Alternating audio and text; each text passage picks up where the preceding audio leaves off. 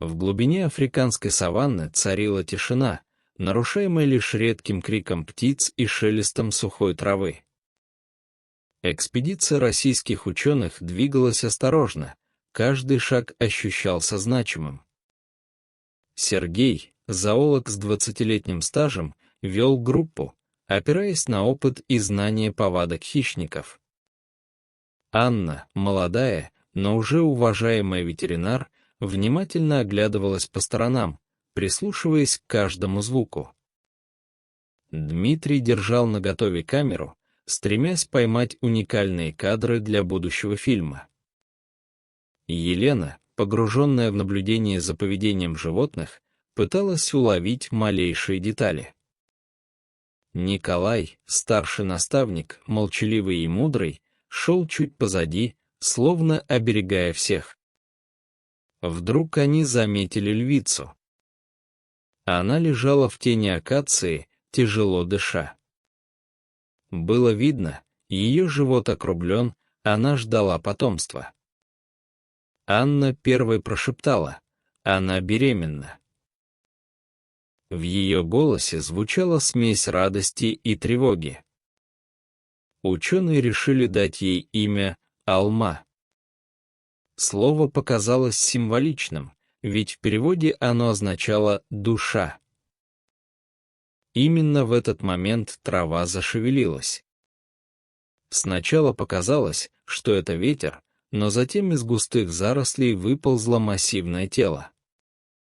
Огромный питон, толстый, как дерево, и длинный, словно змея без конца. Его глаза блеснули желтым светом, и он устремился к львице. Время словно замедлилось. Дмитрий машинально поднял камеру, но его руки дрожали.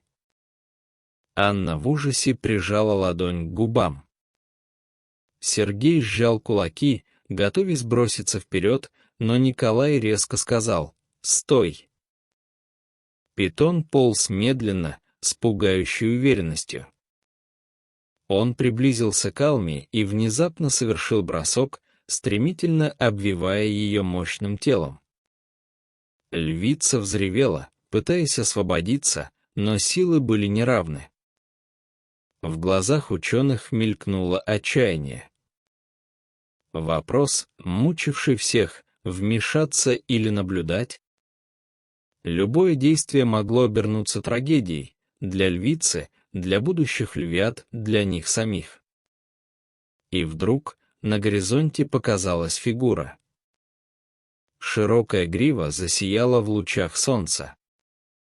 Бархан, величественный лев, медленно шагал к ним, его взгляд был сосредоточен и жесток.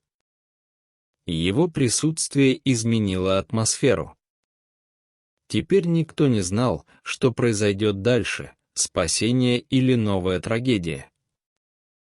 Саванная тишина сгустилась до предела, и каждый вдох казался началом чего-то великого и страшного.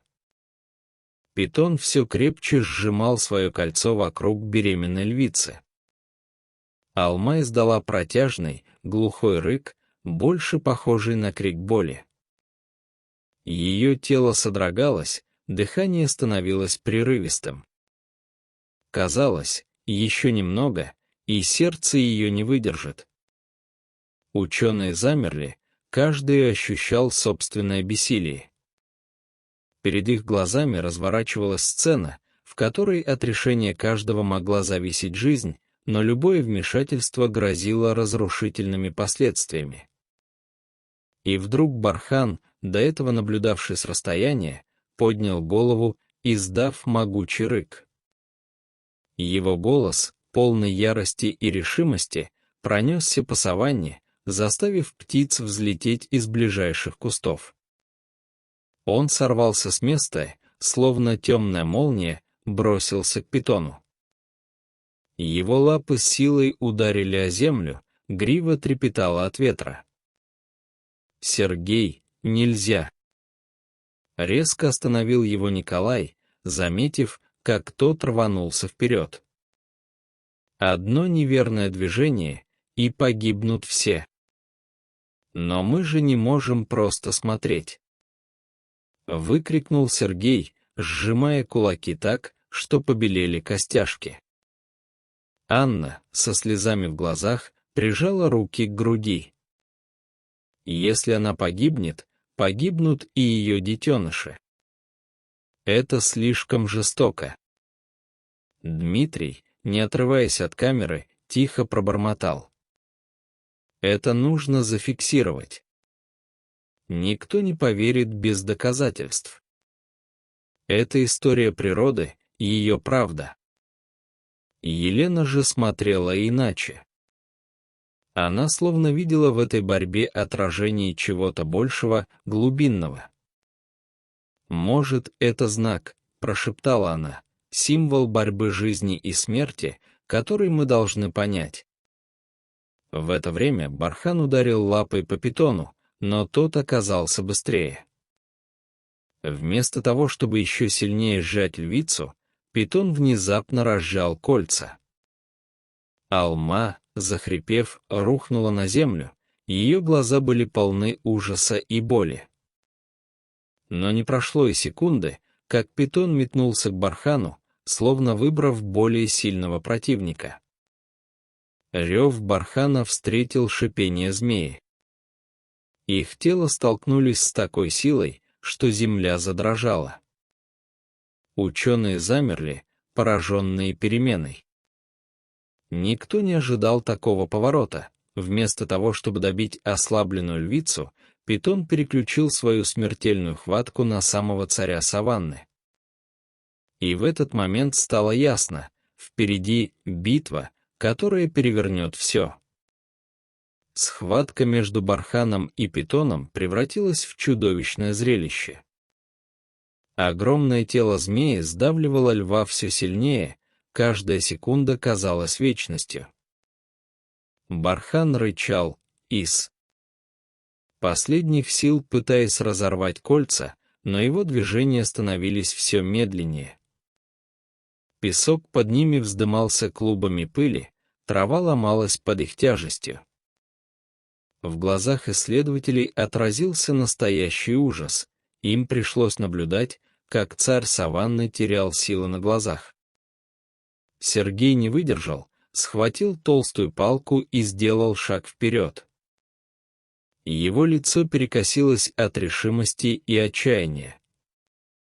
«Я не могу больше смотреть!»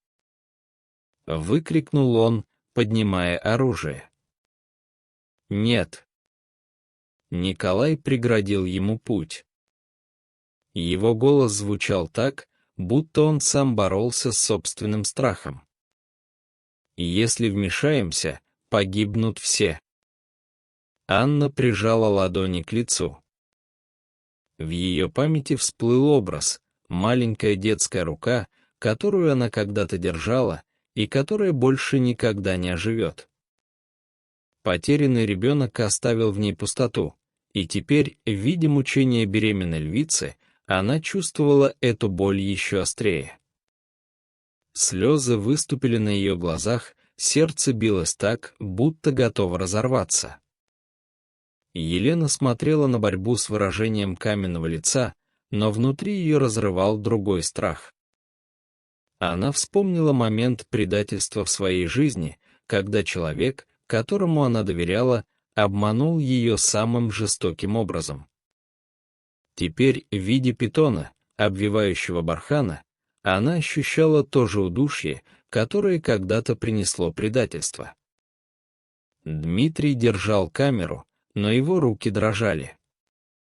Он знал, его кадры могут потрясти мир.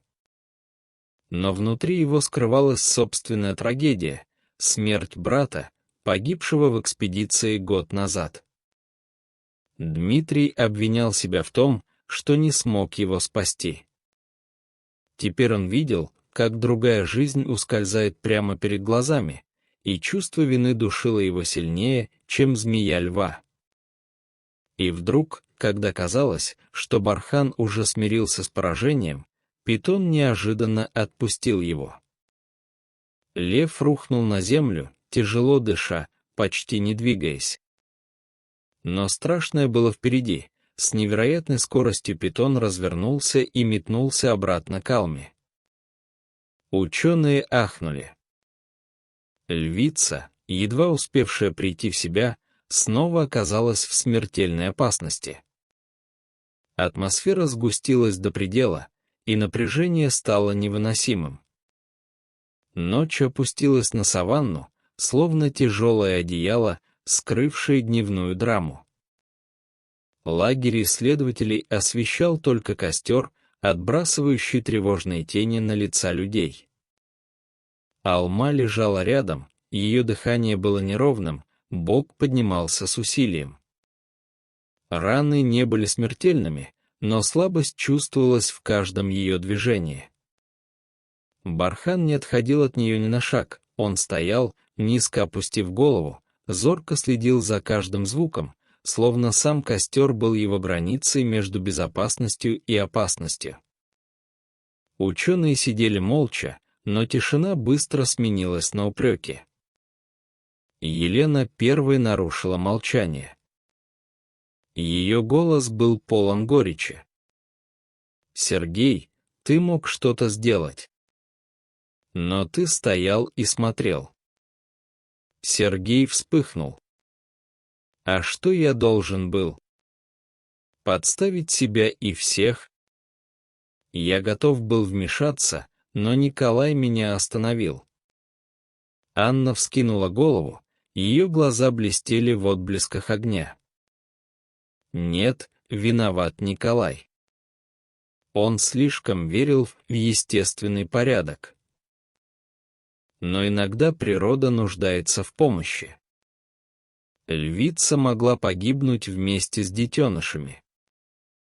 Николай сдержанно посмотрел на нее, но в его взгляде чувствовалась усталость и сомнение.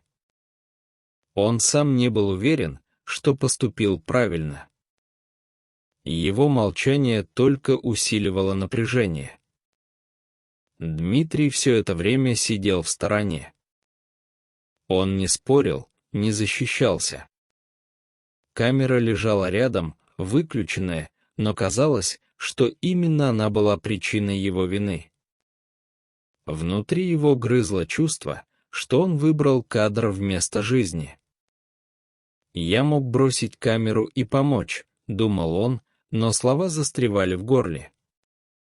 Лагерь был наполнен тяжелым воздухом обвинений и тайн. В пламени костра лица людей казались искаженными, словно каждый прятал свою личную тень. Лишь Алма, несмотря на боль, дышала тихо, а Бархан, рыча время от времени, напоминал, что ночь еще не окончена. И вдруг в темноте послышался шорох. Сначала легкий, почти неразличимый. Затем треск сухих ветвей.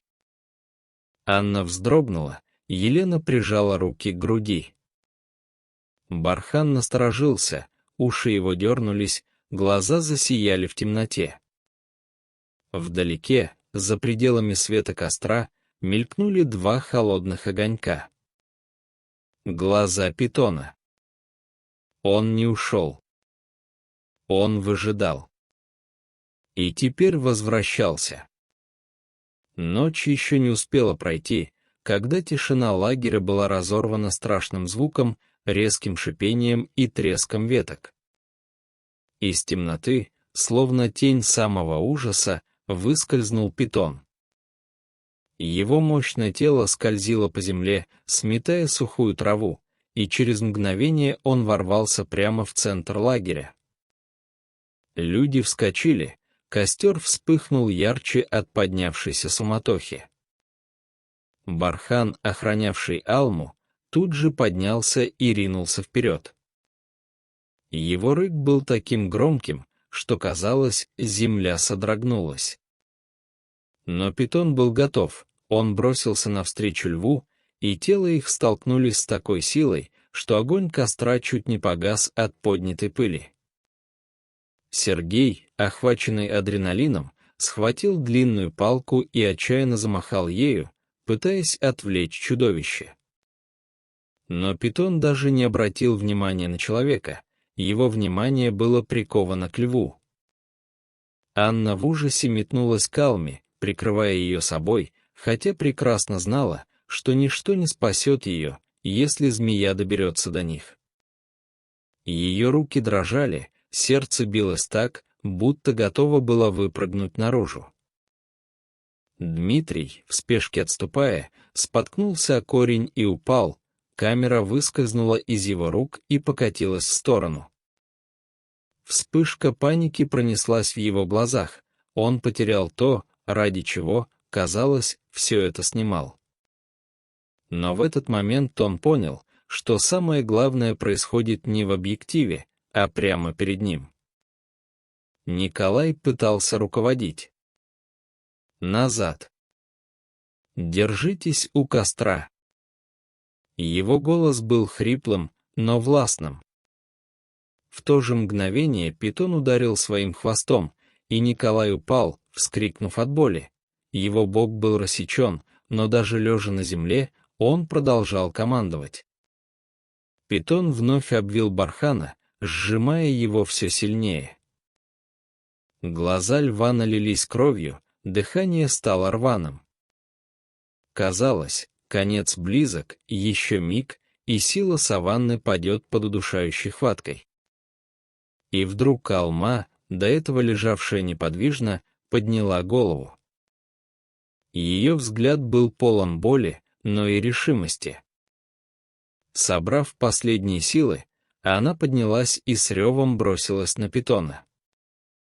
Ее клыки вонзились в его чешуйчатое тело. Это был отчаянный акт не только защиты себя, но и спасения бархана. Исследователи замерли, они впервые увидели глубину связи между животными, где любовь и верность сильнее страха и боли. В ту минуту стало ясно, это не просто борьба за жизнь, это история о силе единства. Саванная ночь раскололась на крики, рычание и треск костра. Все смешалось, животные и люди, страх и решимость. Питон вновь поднял голову, его челюсти распахнулись, язык молнией мелькал в воздухе. Он готовился к финальному броску, и все понимали, этот момент решит все. Сергей, тяжело дыша, схватил горящую ветку из костра. Николай, опираясь на раненый бок, поднялся и зашептал. «Шум и свет, только так мы сможем его отвлечь. Дайте шанс львам». Их взгляды встретились, и в этот миг между ними возникла безмолвная договоренность. Анна, все еще дрожащая от ужаса, держала Алму за лапу, словно ее прикосновение могло передать силы. Львица едва держалась на ногах, но в глазах ее горел огонь, тот самый, что движет матерью, защищающей детей. Бархан стоял рядом, израненный, но не сломленный. Дмитрий вновь поднял камеру, но теперь его взгляд был другим. Он снимал не ради науки, не ради громкого имени. В каждом кадре он хотел оставить память о единстве, которое рождалось на его глазах. О том, что человек и зверь могут встать плечом к плечу против общей угрозы. Питон внезапно бросился вперед.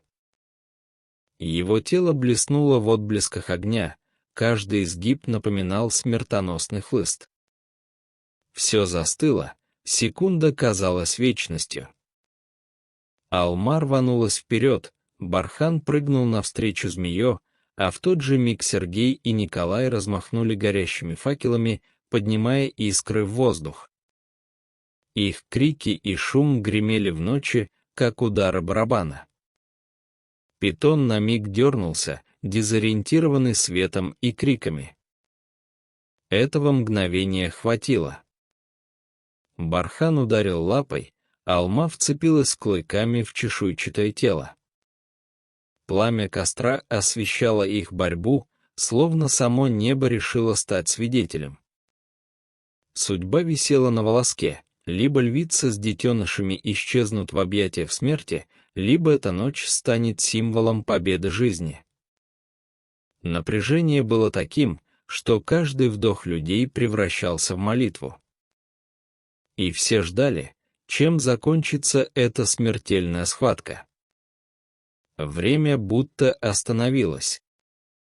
Питон рванулся вперед, но в тот же миг Бархан издал мощный рык, последний, полный боли и ярости, и всем телом бросился на врага. Его клыки сомкнулись на чешуйчатом теле, лапы вонзились в землю, удерживая равновесие. Люди, собрав последние силы, подхватили ветки с костра, размахивая ими, создавая шум и свет, который рассеивал тьму. Искры поднимались в небо, освещая смертельное сражение так, будто сама саванна стала ареной древнего ритуала. Анна, преодолевая страх, подползла к Алме и подтолкнула ее. «Встань, ты должна встать». Львица, дрожа от слабости, поднялась на лапы. В ее глазах вспыхнула решимость. Она сделала шаг, другой, и в тот момент, когда Питон попытался вновь сжать Бархана, Алма ринулась вперед. С ревом, полным материнской ярости, она вонзила клыки в шею змеи.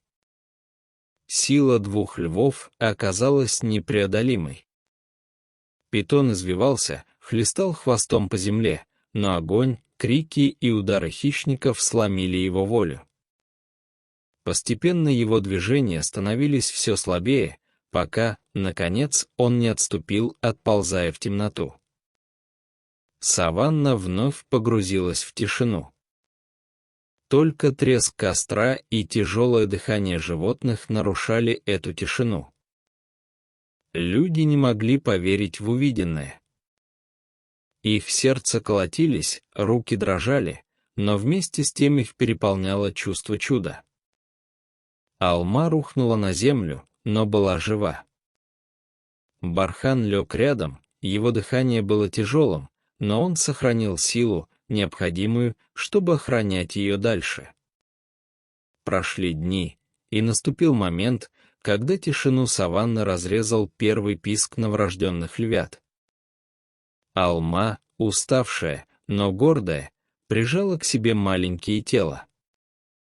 Дмитрий поднял камеру, но его глаза блестели от слез, он снимал уже не ради фильма, а ради вечности.